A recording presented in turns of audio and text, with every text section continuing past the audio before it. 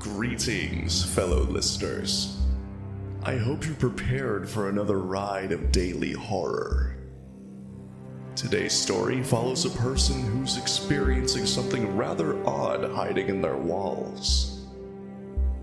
Here is Dawn-Fan-Go-Tah as part of 365 horror shorts.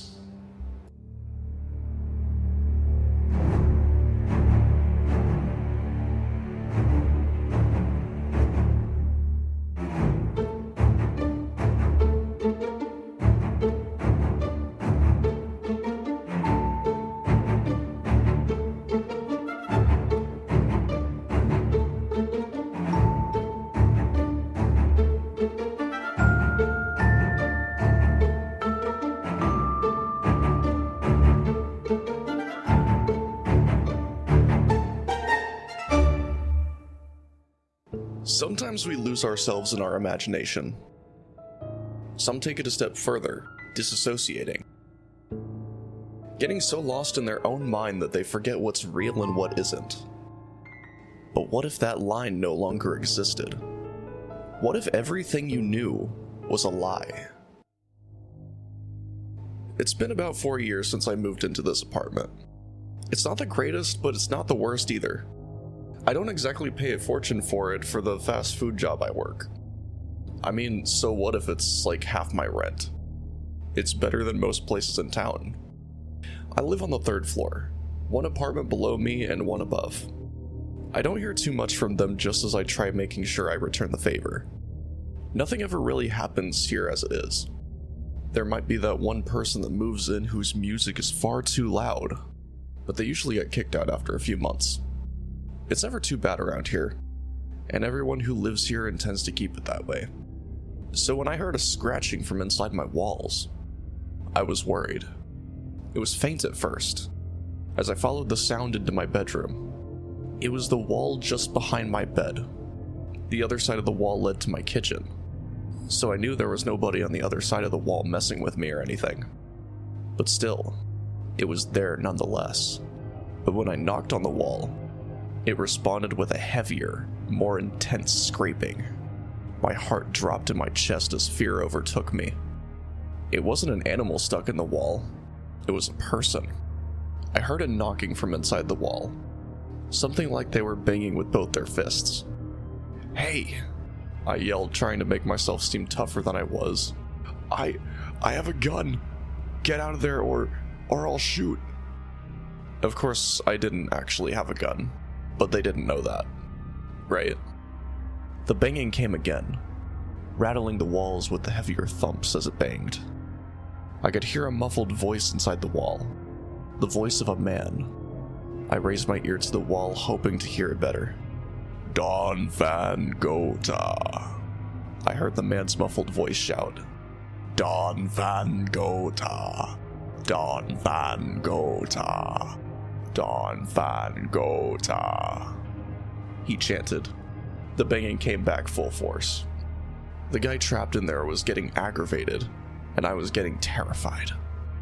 I staggered back and away from the wall as the banging and loud chanting continued without relent.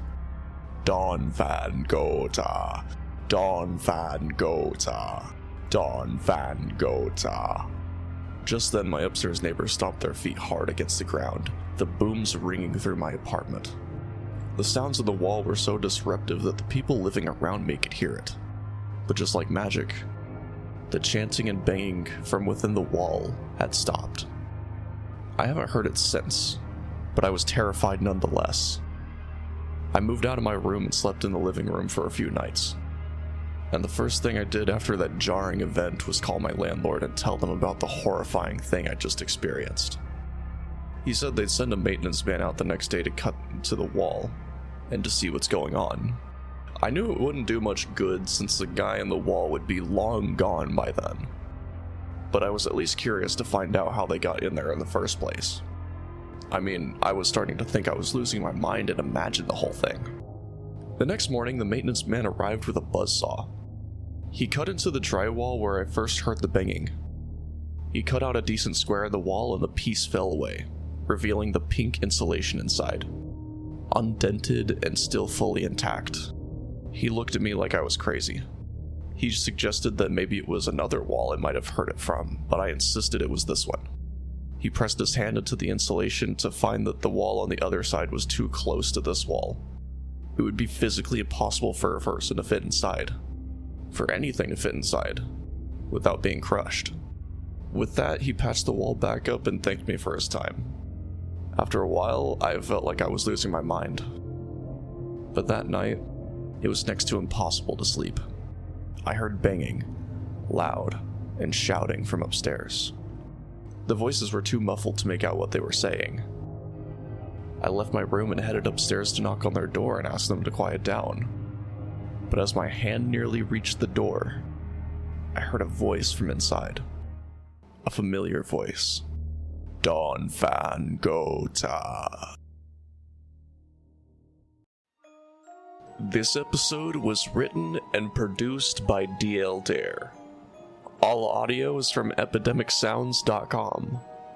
If you enjoyed this episode and want to read more 365 horror short stories, check out 365 Horror Shorts on Substack, or at 365horrorshorts.blogspot.com.